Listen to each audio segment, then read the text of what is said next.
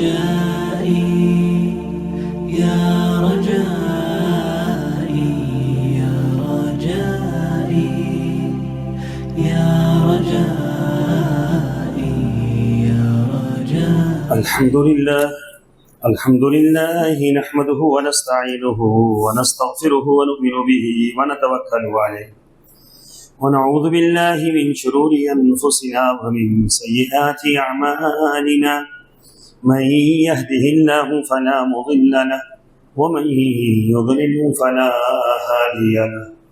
واشهد أن لا إله إلا الله وحده لا شريك له.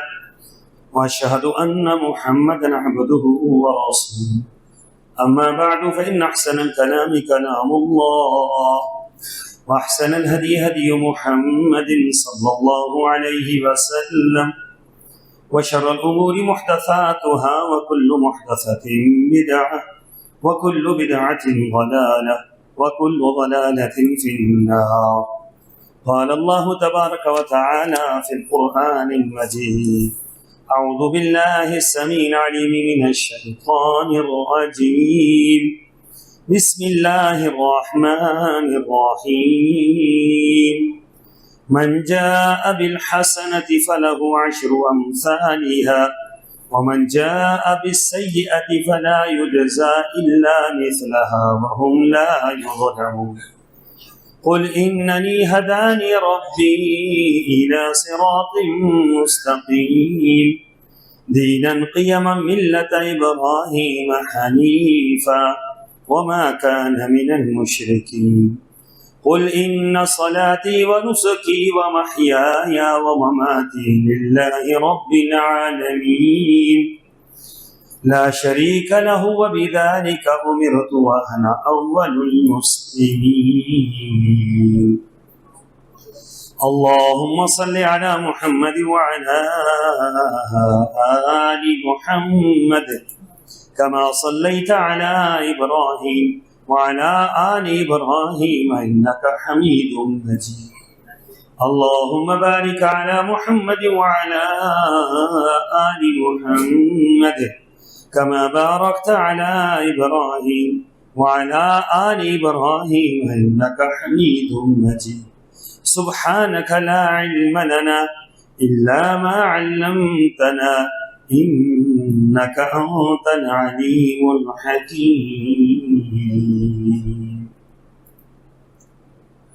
اور جو کوئی اللہ تعالیٰ کے ہاں نیکی لے کر آئے گا تو اسے اس نیکی کا 10 گنا زیادہ ثواب ملے گا، اور جو کوئی برائی لے کر آئے گا اسے اتنی ہی سزا دی جائے گی جتنی اس نے برائی کی تھی، اور اس پر کسی قسم کا ظلم نہیں کیا جائے گا.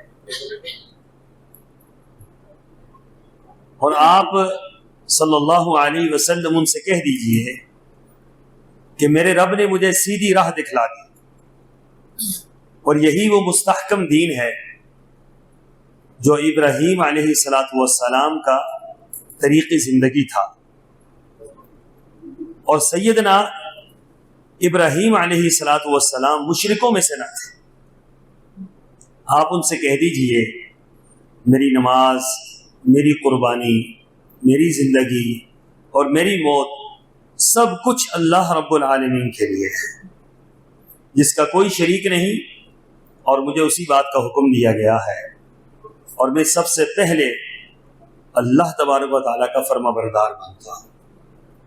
آیت نمبر 160 تھا 163 سورہ الانعام. سامعین محترم، قربانی اللہ تعالیٰ کے ہاں بہت اہمیت کی حامل ہے. قربانی کی اہمیت اور قربانی کے فضائل اس کا جاننا ضروری بھی ہے، اور اس کے مطابق پھر عمل کرنا اس سے بھی زیادہ ضروری ہے. اس خطبہ جمعۃ المبارک میں قربانی ہی کے متعلق چند گزارشات اللہ تعالیٰ کی توفیق کے ساتھ اور اس کی خاص عنایت کے ساتھ پیش کرنے کی کوشش کروں گا، اس یقین کے ساتھ کہ اللہ تعالی ہمیں اس کی توفیق عطا فرمائے اور اللہ تعالیٰ پھر اپنی بارگاہ میں اس کو قبول فرما لے۔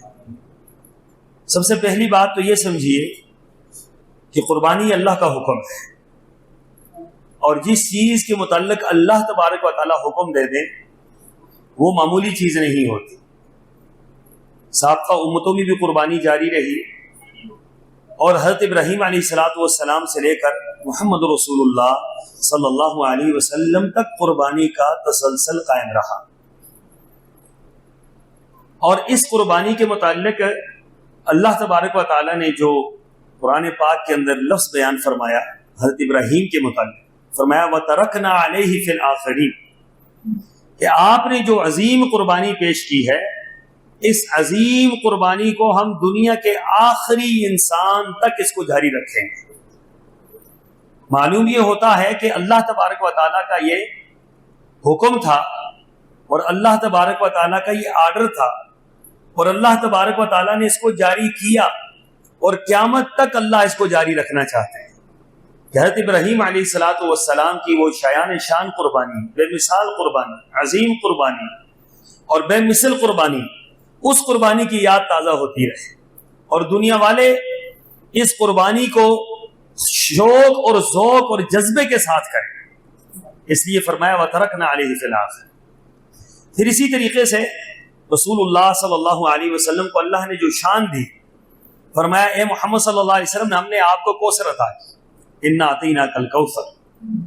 یہ کوثر ہے، حوض کوثر ہے، اور یہ وہ حوض کوثر ہے کہ جس کے بارے میں اللہ کے رسول صلی اللہ علیہ وسلم نے فرمایا کہ اللہ تبارک و تعالیٰ نے میرے علاوہ یہ کسی کو نہیں دی ہے، اور یہ خاص رسول اللہ صلی اللہ علیہ وسلم کو عنایت عطا کی گئی۔ ساتھ ہی فرمایا کہ جب آپ کو اتنا بلند مقام ہم نے دیا ہے تو آپ نے اس کے شکر میں دو کام کرنے ہیں۔ ایک فصل، آپ نے نماز پڑھنی، نماز کو آپ نے نہیں چھوڑنا، حتی یاتیک الیقین، یہاں تک کہ آپ کی زندگی کا آخری وقت آ جائے تو آپ نے نماز کو لازم پکڑنا ہے۔ اور آپ دیکھ لیجئے کہ اللہ کے رسول صلی اللہ علیہ وسلم مرض الوفات کے اندر آپ پر بےہوشی طاری ہوتی، اور بےہوشی سے جب ہوش میں آتے تو آپ کے یہی الفاظ ہوتے کہ مجھے بتلاؤ کہ نماز کا وقت ہوا ہے یا نہیں ہوا۔ اور پھر آخری وقت آپ کا جو دنیا سے آپ جا رہے ہیں تو آپ کے جو الفاظ تھے وہ دو ہی لفظ تھے، الصلاۃ وما ملکت ایمانکم، الصلاۃ وما ملکت ایمانکم۔ فرمایا لوگوں نماز کا خیال رکھنا، نماز کا خیال رکھنا۔ تو اس قدر آپ نے نماز کا خیال رکھا، اور ساتھ ہی اللہ تبارک و تعالیٰ نے فرمایا وانحر، اے محمد صلی اللہ علیہ وسلم، آپ کو جو ہم نے عظمت عطا کی ہے، اس عظمت کا آپ شکرانہ یہ ادا کریں کہ آپ قربانی کریں۔ اب اللہ کے رسول صلی اللہ علیہ وسلم کو حکم ہوا قربانی کا، تو حضرت انس رضی اللہ تعالیٰ عنہ فرماتے ہیں کہ رسول اللہ صلی اللہ علیہ وسلم مدینہ طیبہ کے اندر 10 سال تک میں آپ کے ساتھ رہا، آپ کا خدمت گزار رہا، آپ کا خادم خاص رہا، اور میں نے کیا دیکھا؟ فرماتے ہیں کہ میں نے یہ دیکھا کہ کان نبی صلی اللہ علیہ وسلم یضحی کبشین، کہ اللہ کے رسول صلی اللہ علیہ وسلم ہر سال 2 مینڈوں کو ذبح کیا کرتے تھے۔ اور پھر فرماتے ہیں وَأَنَا أَضْحَى بِكَبْشَيْنِ، فرمایا کہ میں بھی جو ہے اللہ کے رسول صلی اللہ علیہ وسلم کی اس سنت کو دیکھتے ہوئے میں بھی ہر سال 2 مینڈوں کو اللہ کی راہ میں قربان کرتا ہوں۔ وہ رسول اللہ صلی اللہ علیہ وسلم مدینہ طیبہ کے اندر 10 سال تک آپ قربانی کرتے رہے۔ اور پھر ایک اور اہم بات، حجۃ الوداع کے موقع پر اللہ کے رسول صلی اللہ علیہ وسلم نے 100 اونٹ اللہ کی راہ میں قربان کیا۔ اور قربانی اگر اہمیت نہ ہوتی، اور قربانی کی اگر عظمت نہ ہوتی، اور قربانی اللہ کا محبوب عمل نہ ہوتا تو اللہ کے رسول صلی اللہ علیہ وسلم کبھی بھی 100 اونٹ قربانی نہ کرتے۔ اب اندازہ لگائیں کہ صحیح بخاری کی روایت کے مطابق اللہ کے رسول صلی اللہ علیہ وسلم نے 63 اونٹ آپ نے اپنے دست مبارک سے ذبح کیا، اور باقی حضرت علی کو بلا کر کہا کہ علی باقی آپ نے ذبح کرنے ہیں۔ تو 100 اونٹ اللہ کی راہ میں قربان کر کے رہتی دنیا تک کے مسلمانوں کو، امت کے لوگوں کو یہ سمجھا دیا کہ اس سے کبھی غافل نہ رہنا، اس کو کم تر نہ سمجھنا۔ اور پھر یہ آپ کو معلوم ہے، مجھے معلوم ہے کہ اللہ کے رسول صلی اللہ علیہ وسلم کی زندگی کیا تھی، آپ کے پاس کتنا مال و زر تھا، ایک ایک مہینہ تک آپ کے گھر میں چولہا نہیں جلتا تھا۔ صحیح بخاری کی روایت کے مطابق حضرت بلال فرماتے ہیں رضی اللہ تعالیٰ، کسی نے پوچھا کہ اللہ کے رسول صلی اللہ علیہ وسلم کا گزران کیا تھا، آپ کے پاس مال کتنا تھا اور آپ کے پاس اناج کتنا ہوتا تھا، آپ کس چیز پر گزران کرتے تھے، آپ کا کھانا پینا کیسا تھا؟ تو سیدنا بلال رضی اللہ تعالیٰ عنہ فرماتے ہیں کہ ایک ایک مہینے تک سرکار دو عالم صلی اللہ علیہ وسلم کے گھر کا چولہا نہیں جلتا تھا، ایک ایک مہینہ تک۔ آج دنیا میں کوئی شخص یہ بات کہتے کہ ایک مہینہ کسی کا چولہا نہیں جلا تو کوئی ماننے کو تیار، یہاں فرمایا ایک ایک مہینہ تک۔ اور فرمایا پھر گزارا کیسے کرتے تھے؟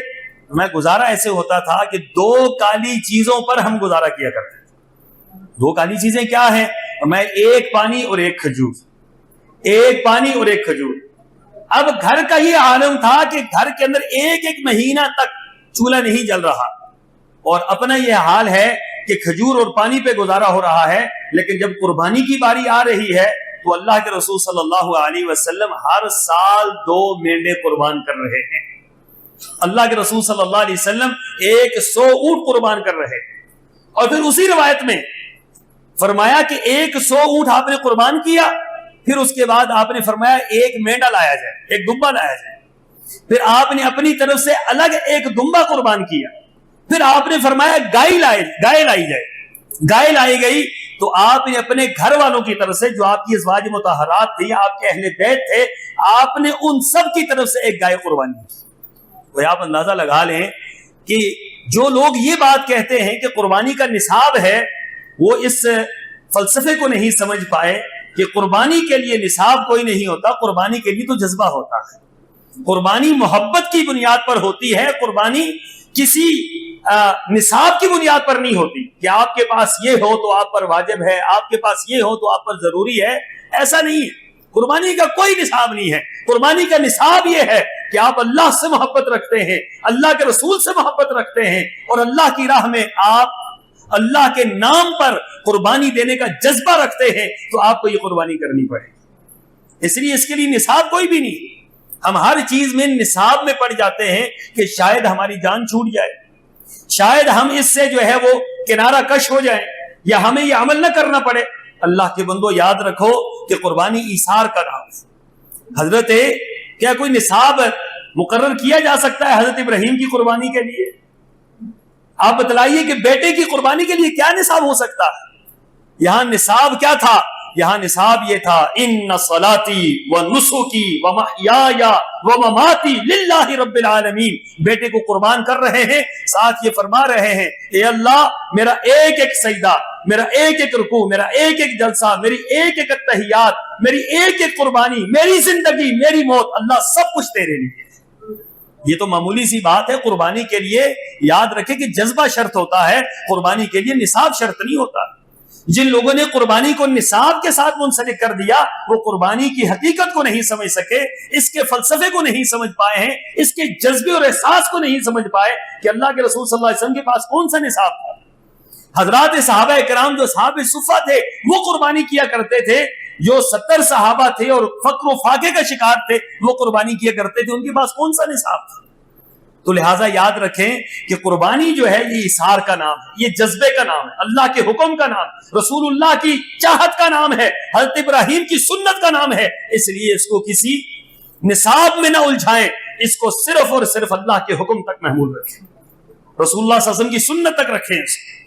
تو رسول اللہ صلی اللہ علیہ وسلم کی ایک اور حدیث محنب بن سلیم فرماتے ہیں کہ یا ایھا الناس، اللہ کے رسول صلی اللہ علیہ وسلم نے خطبہ دیا، آپ نے فرمایا اے لوگو ان علی اہل کل بیت، آپ میں سے صحابہ کرام غریب بھی ہیں، امیر بھی ہیں، غلام بھی ہیں، آزاد بھی ہیں، سارے ہیں، فرمایا ان علی اہل کل بیت، تم میں سے ہر ایک گھر کے اوپر فی کل عام اضحیہ، ہر سال اللہ تبارک و تعالیٰ کی طرف سے ایک قربانی لازم ہے۔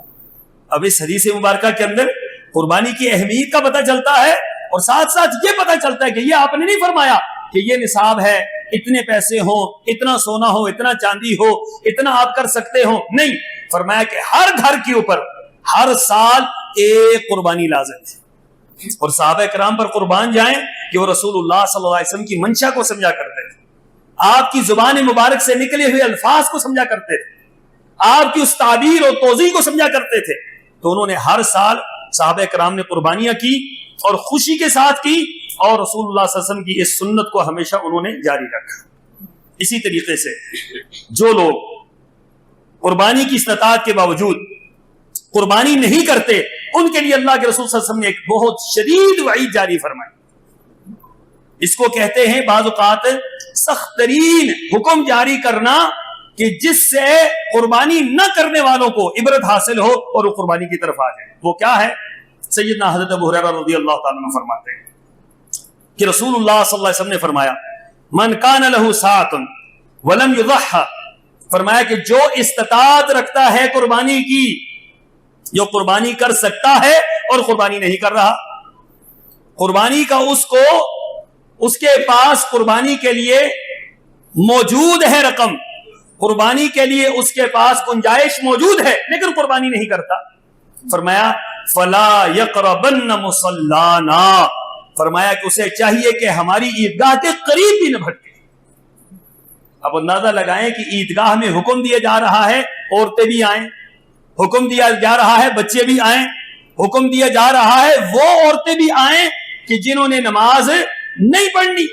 پوچھا کہ اللہ کے رسول صلی اللہ علیہ وسلم یہ فرمائیے کسی عورت کے پاس اوڑھنی نہیں ہے، سر پر چادر نہیں ہے اوڑھنے کے لیے، تو کیسے آئے؟ فرمایا اپنے پڑوسنی سے لے آئے، پڑوس والوں سے لے آئے، اپنی کسی بہن سے مانگ کر چادر لے آئے، لیکن مسلمانوں کی عید کے اندر ضرور شریک ہو. تو یہاں کیا کہا جا رہا ہے؟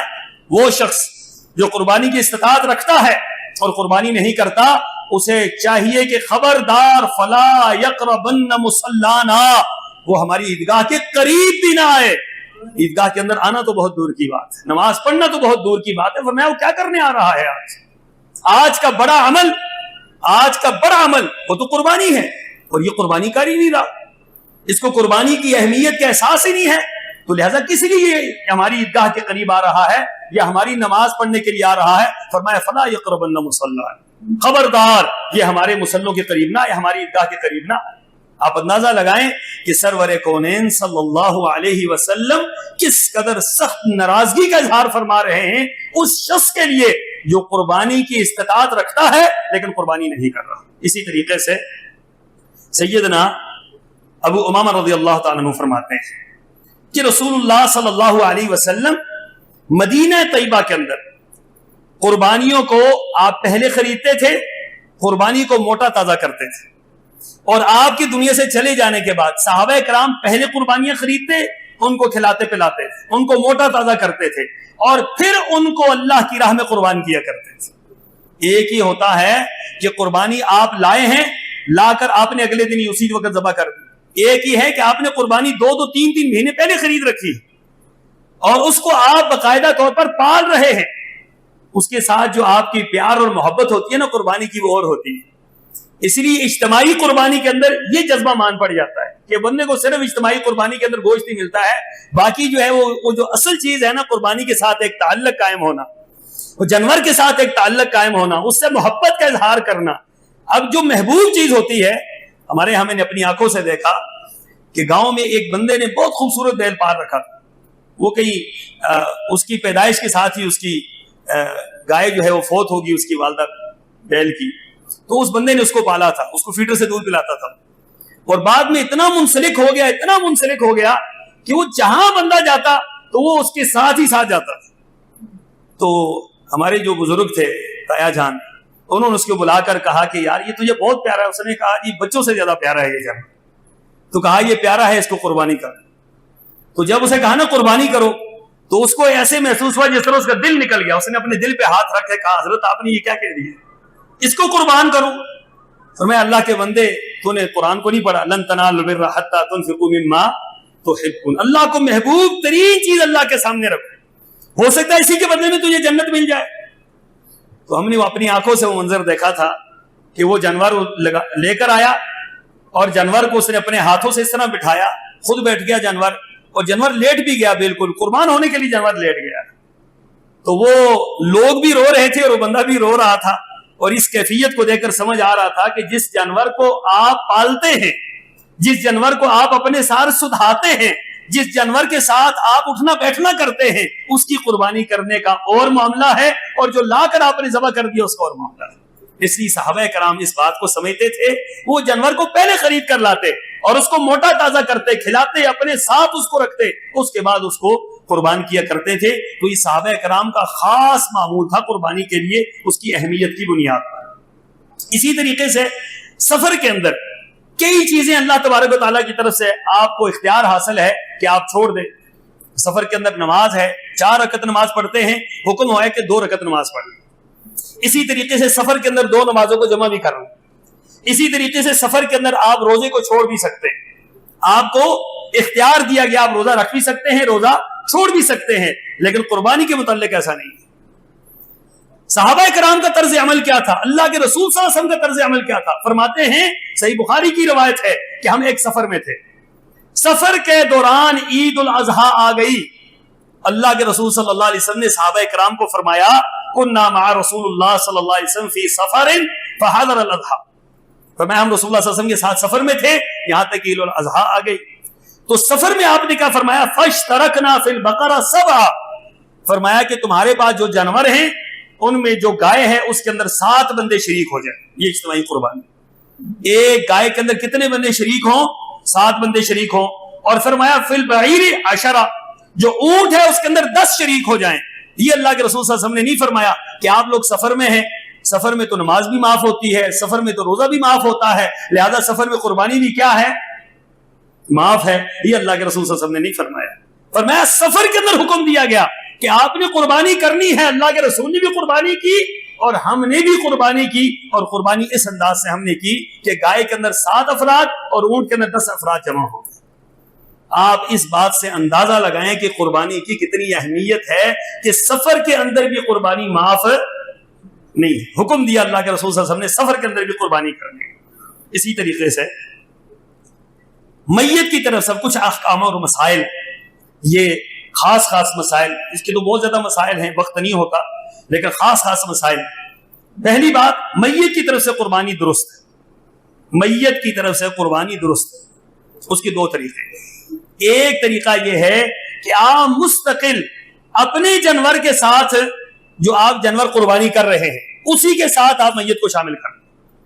مثلا آپ نے ایک جانور لٹایا اور اسی جانور کے اوپر آپ کہتے ہیں اللہ میری طرف سے قبول کر لے، میرے والدین کی طرف سے قبول کر لے، میری دادی دادا نانی نانا جتنے بھی پیچھے ہیں سب کا نام لے کر آپ اس کو قربان کر دیں، یہ قربانی درست ہے، یہ عمل درست ہے، یہ اللہ کے رسول صلی اللہ علیہ وسلم سے ثابت ہے۔ ایک ہی جانور کے اوپر آپ سب کا نام لے لیں، اس کی دلیل کیا ہے؟ اللہ کے رسول صلی اللہ علیہ وسلم، ترمذی کی روایت ہے، حضرات صحابہ فرماتے ہیں آپ نے ایک دمبا لٹایا اور آپ نے فرمایا بسم اللہ اللہم تقبل من محمد، اے اللہ میں تیرے نام سے شروع کرتا ہوں اور قبول فرما میری طرف سے، وآل محمد، اور اللہ میری آل کی طرف سے، آل کوئی آپ کی چھوٹی نہیں تھی، میری آل کی طرف سے قبول فرما لے اسی دمبے کو، ومن امت محمد صلی اللہ علیہ وسلم، اور میری امت کی طرف سے اللہ اس کو قبول فرما لے۔ امت کے کچھ لوگ پہلے فوت ہو گئے تھے اور کچھ نے بعد میں آنا تھا، تو پوری امت کی طرف سے آپ نے ایک دمبے کو قربان کیا ہے۔ یاد رکھیں کہ ہم اجر جو ہے نا اللہ پر چھوڑیں کہ اللہ نے اجر دینا ہے، آپ نے اور میں نے اجر نہیں دینا ہے۔ اللہ تعالیٰ کے ہاں اجر میں کوئی کمی نہیں، آپ جس کا بھی نام لے لیں اللہ نے اس کو اجر پہنچا دینا۔ تو لہٰذا فرمایا کہ من امتی محمد، اور میری امت کی طرف سے اللہ اس کو قبول فرما لے، ثم ضحى به، پھر اس کے بعد آپ نے اس کو ذبح کر دیا۔ ایک اور روایت میں الفاظ یہ ہیں اللہم تقبل من امتی من شہد لک بالتوحید، اے اللہ میری امت کے ان لوگوں کی طرف سے قبول فرما جو توحید کی گواہی دینے والے ہیں۔ توحید کی اہمیت آپ دیکھیں کہ توحید کی گواہی دینے والے ہیں۔ معلوم یہ ہوتا ہے کہ اللہ کے رسول صلی اللہ علیہ وسلم کو یہ خدشہ تھا کہ میری امت میں سے لوگ شرک کی طرف جائیں گے، آپ نے ان کو علیحدہ کر دیا کہ وہ لوگ جو توحید کی گواہی دیں گے میری امت میں سے، کہ اللہ ان کی طرف سے اس کو قبول فرما لے۔ وَشَهِدَ لَهُ بِالْبَلَاغِ، اور اللہ ان لوگوں کی طرف سے قبول فرما جو میری نبوت کی گواہی دینے والے ہیں، میری نبوت کی رسالت کی گواہی دینے والے ہیں، اللہ ان کی طرف سے قبول فرما لے۔ تو گویا پہلی بات یہ ہے میت کی طرف سے کہ آپ اسی قربانی کے اندر کیا کریں، نیت کر لیں، ارادہ کر لیں، جس کا مرضی ارادہ کر لیں، جتنے مرضی یہ لوگوں کو شامل کر لیں، اللہ نے اجر دینا ہے، اللہ تعالیٰ ضرور اجر دے، آپ کی نیت کی بنیاد پر اللہ اجر دے۔ دوسری بات، میت کی طرف سے مستقل علیحدہ قربانی کرنی، یہ تو آپ نے سب کی طرف سے کر لی، آپ کہتے ہیں کہ نہیں ایک حصہ میں نے میت کی طرف سے علیحدہ کرنا ہے، ایک دمبا علیحدہ کرنا ہے، ایک بکری علیحدہ کرنی ہے، یہ بھی درست ہے۔ حضرت علی رضی اللہ تعالیٰ عنہ بیان فرماتے ہیں کہ رسول اللہ صلی اللہ علیہ وسلم جب دنیا سے چلے گئے تو یہ 2 دمبے ذبح کیا کرتے تھے۔ کسی نے پوچھا کہ آپ 2 دمبے ذبح کیوں کرتے ہیں؟ تو انہوں نے کیا فرمایا، امرنی رسول اللہ صلی اللہ علیہ وسلم، مجھے اللہ کے رسول صلی اللہ علیہ وسلم نے حکم دیا تھا کہ جب میں دنیا سے چلا جاؤں تو میرے جانے کے بعد تم نے میرے لیے قربانی کرنی ہے، جب تک میں زندہ رہوں گا اللہ کے رسول صلی اللہ علیہ وسلم کی طرف سے قربانی کرتا ہوں۔ یہ حضرت علی رضی اللہ تعالیٰ عنہ کی اس روایت میں، جس کو امام احمد شاکر داؤد نے اس کو روایت کو صحیح کہا ہے، البانی نے اس روایت کو صحیح کہا ہے، کئی محدثین نے اس روایت کو صحیح کہا، تو لہٰذا یہ جو روایت ہے یہ مستقل علیحدہ قربانی کا بھی ہمیں وضاحت کرتی ہے، صراحت کرتی ہے کہ آپ علیحدہ مستقل قربانی بھی کر سکتے ہیں، آپ اللہ کے رسول کی طرف سے بھی قربانی کر سکتے ہیں، آپ اپنے عزیز و اقارب کی طرف سے قربانی کر سکتے ہیں، آپ جس کی طرف سے مرضی ہے قربانی کریں، اللہ تبارک و تعالیٰ اس کو کیا کریں گے، قبول فرمائیں گے۔ تو مستقل علیحدہ قربانی کرنا بھی یہ درست ہے اور یہ سنت سے ثابت ہے۔ اسی طریقے سے قربانی کے جانور کی عمر اہم ترین بات ہے، یاد رکھیں، اہم ترین بات جہاں لوگ دھوکہ کھا جاتے ہیں۔ اللہ کے رسول صلی اللہ علیہ وسلم نے کیا فرمایا؟ فرمایا لا تذبحوا الا مسنۃ، فرمایا خبردار قربانی نہ کرنا مگر دوندے جانور کی، دوندا جانور، ہر جانور دوندا ہوگا تو قربانی ہوگی، بصورت دیگر قربانی نہیں ہوتی، کھیرے جانور کی قربانی نہیں۔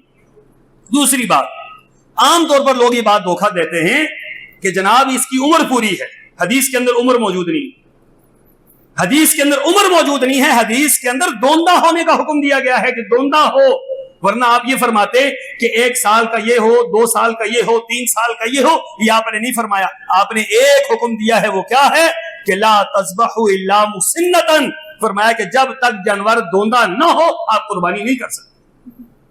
یہ ہمارے ہاں جو حضرات بیچنے والے ہیں قربانی، خاص کر روزانہ تجربہ ہوتا ہے، آپ کو بھی تجربہ ہوتا ہے، یہ مفتی نہیں ہوتے، مفتی اعظم ہوتے ہیں، یہ باقاعدہ طور پر ساتھ فتویٰ دے رہے ہوتے ہیں کہ جناب بالکل لگتا ہے، جی کیوں نہیں لگتا، یہ دیکھ لیں، یہ لگ رہا ہے کہ 2 سال کا ہے، 2.5 سال کا ہے۔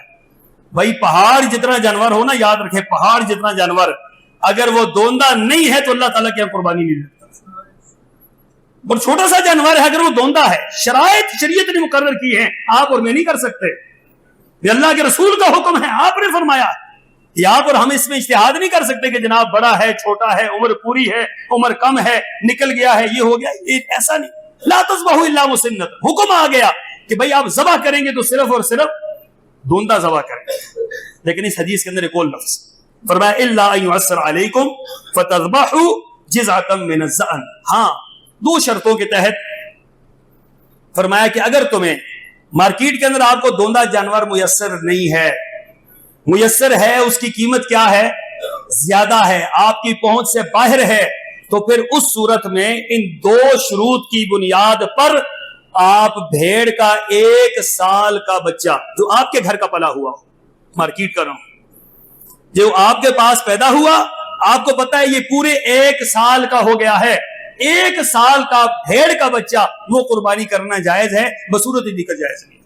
جو کہتے ہیں 6 ماہ کا بچہ جائز ہے، کوئی دلیل نہیں ہے 6 ماہ کے حوالے سے کوئی دلیل موجود نہیں ہے، یہ لوگوں کی قربانیاں خراب کرنے والی بات، لوگوں کو دین سے بہکانے والی بات ہے۔ قربانی بھی ہو گئی اور جانور بھی گیا اور اللہ تعالیٰ کے ہاں قبول بھی نہیں ہوئی، کیونکہ اللہ تعالیٰ شرائط کے ساتھ چیز کو قبول کرتا ہے، شرائط کے بغیر اللہ قبول نہیں کرتا۔ اب نماز بندے نے پڑھنی ہے تو آپ کہیں جی کون جائے وضو کرے، غسل کرے، پھر جا کر نماز پڑھے، بغیر وضو کے نماز پڑھے نماز ہو جائے گی؟ بھائی یہ تو آپ کی اپنی منطق ہے۔ پھر لوگ کہتے ہیں اللہ قبول کرے، بھائی اللہ نے کوئی شرائط بھی تو عائد کی ہے نا، اللہ نے کچھ اصول اور ضابطے بھی تو اللہ نے بیان کیے ہیں. جس اللہ نے حکم دیا اس اللہ نے اصول اور ضابطے بیان کیے ہیں. ان ضابطوں کو آپ ادھر ارد گرد نہیں کر سکتے, اس کو چھوڑ نہیں سکتے. تو اس لیے یاد رکھیں کہ جانور کا دوندا ہونا سب سے اہم ترین شرط ہے.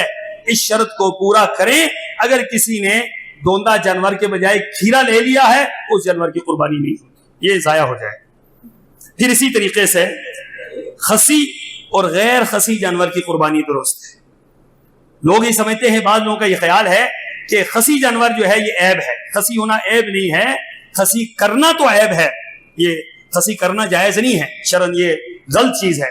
لیکن جب خصی جانور موجود ہو اس کی قربانی ہو سکتی ہے. اللہ کے رسول صلی اللہ علیہ وسلم کی صحیح حدیث موجود ہے کہ آپ علیہ الصلوۃ والسلام نے دمبا قربان کیا, اقرنین املحین عظیمین موجوعین.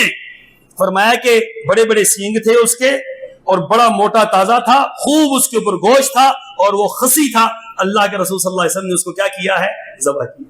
تو خصی اور غیر خصی دونوں جانوروں کی قربانی کیا ہے, درست ہے, جائز ہے, کوئی حرج نہیں بات نہیں. قربانی کتنے دن ہو سکتی ہے؟ قربانی ایام تشریق سارے کے سارے قربانی کے.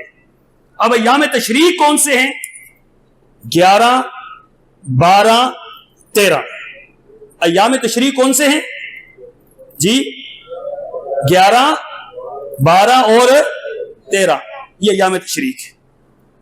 اچھا جو 10 ہے یہ کیا ہے؟ یہ جو 10 کا دن ہے یہ کیا ہے؟ کل کا دن, یہ یوم النحر ہے, یہ ایام تشریق میں شامل نہیں ہے, یہ یوم النحر ہے. تو لہذا کتنے دن بنے؟ یوم النحر 1, اور اس کے بعد 11 12 اور 13. تو یہ 4 دن تک قربانی جائز. چوتھے دن نماز مغرب تک آپ اپنی قربانی کو فارغ کر سکتے ہیں. یہ جو 3 دن کی بات ہے وہ 3 دن اس وجہ سے کہتے ہیں کہ وہ یوم النحر کو اس میں شامل کرتے ہیں. ہم کہتے ہیں کہ یوم النحر تو اس میں شامل ہی نہیں, کیونکہ امام ابن حجر رحمہ اللہ تعالی نے پوری بحث کرنے کے بعد فرمایا کہ ایام تشریق جتنے بھی ہیں وہ فی کل ایام تشریق ذبح, فرمایا کہ تمام ایام تشریق جو ہیں یہ ذبح کرنے کے دن ہیں, ان میں ذبح کیا جا سکتا ہے. آپ دن میں ذبح کریں, آپ رات میں ذبح کریں, جائز ہے, قطعاً کوئی حرج والی بات نہیں. اسی طریقے سے جانور کے لیے کچھ ایسے اصول ہیں کہ جن کی بنیاد پر جانور کی قربانی نہیں ہوتی. کچھ عیوب ہیں, نقائص ہیں جو موجود ہوں تو جانور کی قربانی نہیں ہوتی. ان میں 4 عیب خاص کر ذکر کیے گئے. نمبر 1, 4 لا تجوز الاضحى العوراء بين عورها. فرمایا کہ 4 جانور, 4 قسم کے عیب ایسے ہیں کہ جو ہوں تو قربانی نہیں ہوتی. نمبر 1, ایسا بھینگا واضح طور پر بھینگا ہو, نظر آ رہا ہو کہ جانور بھینگا ہے, آپ دور سے دیکھتے ہیں آپ کو نظر آ رہا ہے جانور بھینگا ہے, تو بھینگے جانور کی قربانی جائز نہیں. اسی طریقے سے والمریض بین مرضها, اور فرمایا کہ مریض واضح طور پر مریض ہو, نظر آ رہا ہو کہ جانور بیمار ہے, اس کی قربانی نہیں ہوتی ہے, بیمار جانور کی قربانی نہیں ہوتی. والعرجاء بین ضلعها, فرمایا کہ لنگڑاتا جانور جس کی ٹانگ ٹوٹی ہے اور وہ واضح طور پر لنگڑا رہا ہے, ایک ہی ہے کہ ویسے ہی کچھ چیز محسوس ہو رہی ہے, ایک کہ واضح طور پر لنگڑا رہا ہے, تو لنگڑے جانور کی قربانی جائز نہیں ہے. اسی طریقے سے والکثیر التی لا تنقی, فرمایا کہ ایسا کمزور جانور کہ جس کی وہ ہڈیوں کے اندر گودا ہی ختم ہو گیا, اتنا کمزور ہو کہ ہڈیوں کے اندر اس کی گودا موجود نہ ہو, تو اس جانور کی قربانی جائز نہیں ہے. 2 باتیں اور ہیں, جانور کا کان کٹا ہوا ہو قربانی نہیں ہوتی, یہ بڑا کان کاٹ دیتے ہیں, واضح طور پر نظر آ رہا ہے جانور کا کان کٹا ہوا ہے, سینگ کاٹا ہوا ہے, توڑا ہوا ہے, اس کی قربانی نہیں ہوتی. دان توڑے ہوئے ہیں, اس کی قربانی نہیں ہوتی. ان ساری چیزوں کو سامنے رکھ کر آپ نے قربانی کا جانور خریدنا ہے. اور آخری اور اہم بات کہ گوشت کی تقسیم کیا ہے. گوشت کی تقسیم کے لیے قرآن نے فرمایا فَكُلُوا مِنْهَا وَاطْعِمُوا الْبَائِسَ الْفَقِيرَ, خود بھی کھاؤ اور فقیروں کو بھی کھلاؤ. فَكُلُوا مِنْهَا وَاطْعِمُوا الْقَانِعَ وَالْمُعْتَرَ, خود بھی کھاؤ, فقیروں کو بھی کھلاؤ اور امیروں کو بھی کھلاؤ. قربانی کا واحد گوشت ہے جو سب کو آپ دے سکتے ہیں, جو غریب امیر سب کے لیے دینا کیا ہے, جائز ہے. غریبوں کو بھی دیں, امیروں کو بھی دیں اور خود بھی کھائیں. اور پھر تیسری بات فرمائی کلو, کھاؤ, وطعموا, اور کھاؤ اس کو اور لوگوں کو کھلاؤ, اور تھوڑا بہت اگر ذخیرہ کرنا چاہو تو ذخیرہ بھی کر سکتے ہو. تو یہ قرآن و حدیث کی روشنی میں چند باتیں گوش گزار کی ہیں. اللہ مجھے اور آپ کو عمل کی توفیق عطا فرمائے. وآخر دعوانا ان الحمد للہ رب العالمین.